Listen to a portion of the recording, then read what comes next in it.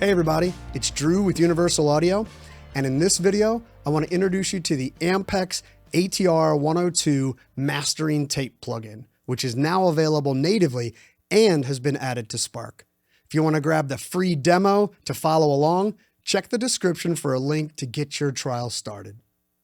This plugin faithfully recreates an iconic 2-track mixdown deck that Ampex released in 1976.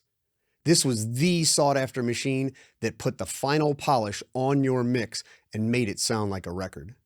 I personally used this machine for many years throughout my career, and I can tell you that the plugin nails what the hardware would add to your mix. It's seriously a cheat code.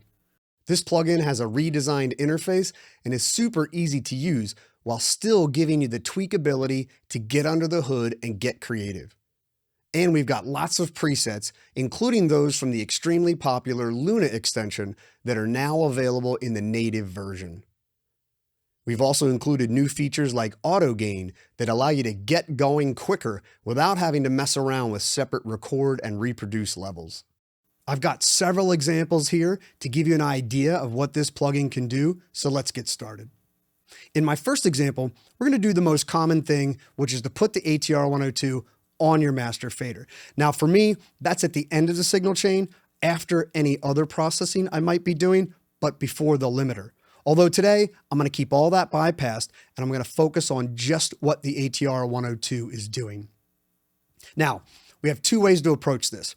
One, I can add the ATR-102 to my master fader when I think that mix is about 80% done.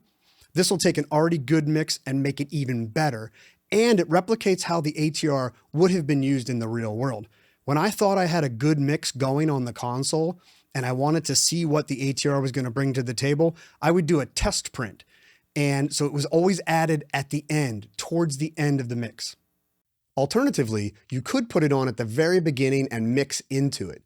This you could never do practically in the real world and is what makes digital and plugins so amazing.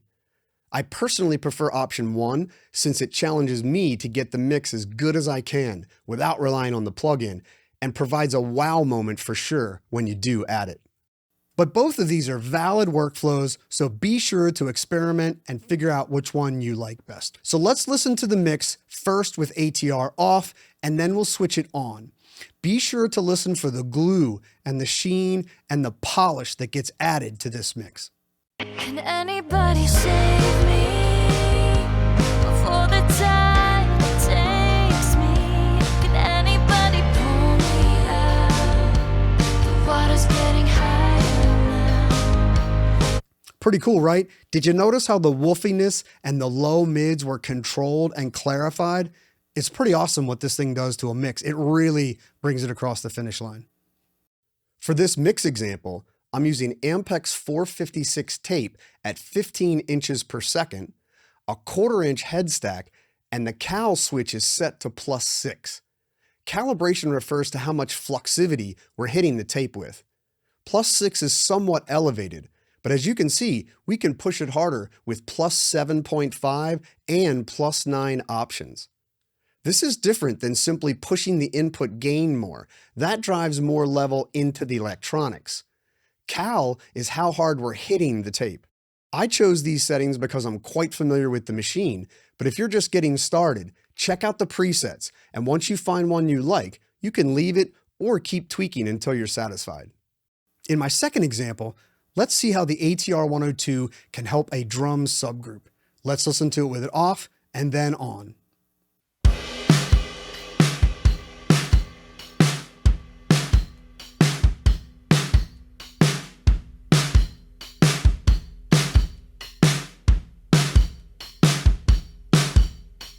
This time I'm driving it much harder, and I've switched over to the 250 tape formulation.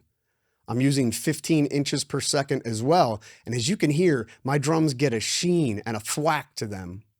So this plugin can be a straight tape simulator like we did in the first example, or you can push it harder, get more color, more saturation like we did with the drums. It's really an amazing creative tool. You're going to find a lot of uses for it. Speaking of which, my third example is some background vocals where we're going to take a different approach. We've got a bunch of stacked background vocals feeding into a subgroup. Let's listen to it with it off and then with it on. Pull me out, the water's getting higher now.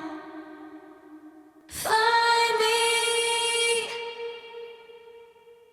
pull me out, the water's getting higher now.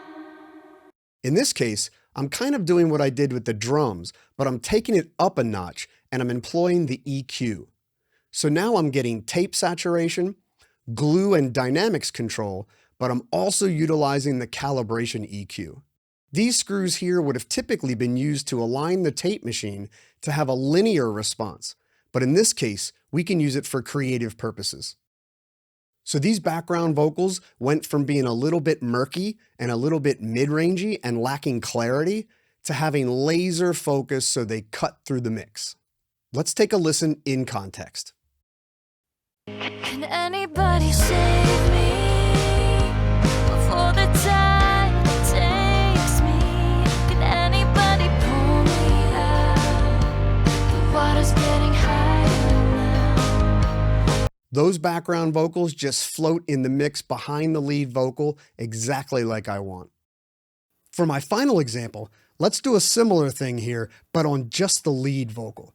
Let's check out the raw sound soloed. Can anybody save me before the tide takes me? Can anybody pull me out? The water's getting higher now. This is a typical raw lead vocal sound. It's a little bit thin, little bit strident. It's floating in and out of the mix on me.